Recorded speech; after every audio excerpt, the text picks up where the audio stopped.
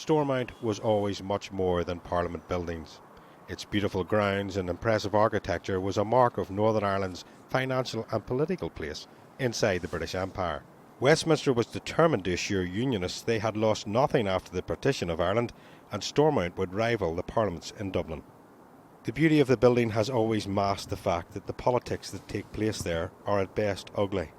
From Sunningdale in the 70s to the Assembly in the 80s, it has always been unable to sustain a working government.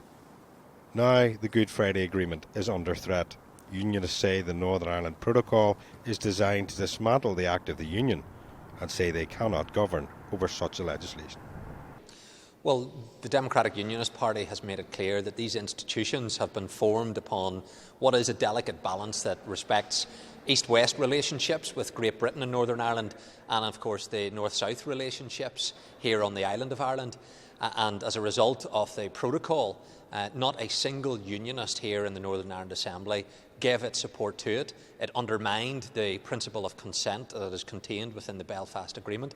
And unless the action is taken, these institutions simply are not sustainable in the future.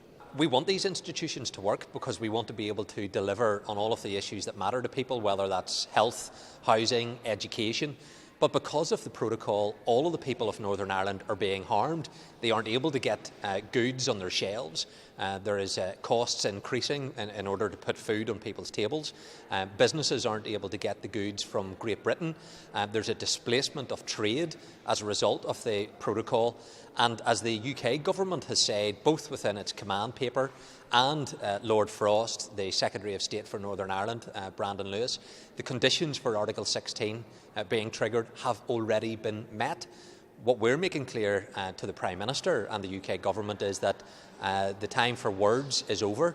We need to have action, and if there isn't action taken, then these institutions aren't going to be able to continue in the very near future.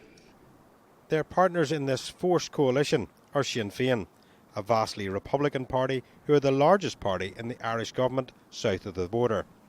They have insisted that the protocol must stay and believe they are protecting an all-island economy. Well, the protocol was negotiated, it was ratified and agreed by the British government as part of the withdrawal agreement. It protects the all-island economy, it prevents a hard border on this island, and it's not going away. What we need to see is constructive engagement by the British government through the Joint Committee to resolve the issues that have transpired through a last-minute trade agreement that have created issues because of Brexit. Well, I'll bring you back to it again. It's clearly not an all-Ireland economy. There's two different taxation brackets. There's two different GDPs. There is most definitely two different sizes of economy, and the North being a region of the fifth largest economy in the world. So it is there really to protect the single European economy and nothing really to do with the Good Friday Agreement, because we have now seen that unionists are going to walk out of here and say that it's not good for them if it's not done.